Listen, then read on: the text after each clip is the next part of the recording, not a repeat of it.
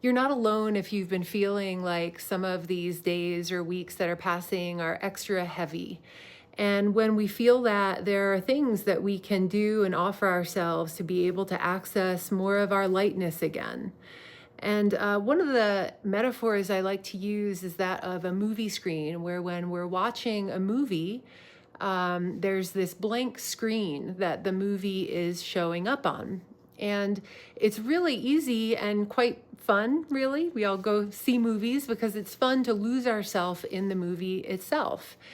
And when that movie becomes more of a nightmare, when that movie becomes really dark and heavy, we have the option to kind of remember that we can pull ourselves back from being kind of in that movie screen and remember that it's just a blank screen that the movie is showing up on. How this works in our awareness and in the attention we have, what we bring to our lives, is that we can be aware of what part of our life and maybe national or global events that we're focused in on that movie screen, and be able to have appropriate balance for ourselves. It's different for everyone, and each day it can feel different. So we get to be really gentle with ourselves about this.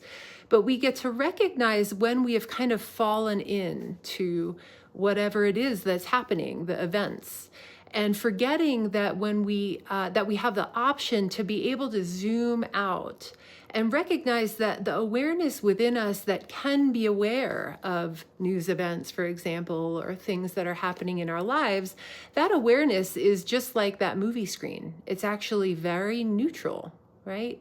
That awareness is never actually in pain or in distress. It is very accepting and allowing of anything, any content or form or experience to be arising on the screen. And when we remember that, it's not that we're agreeing with the distressing contents that might be showing up in our lives or on that screen, right? It's just noticing and accepting that that is showing up, and it may very well be distressing. I hear you, and I am with you on that.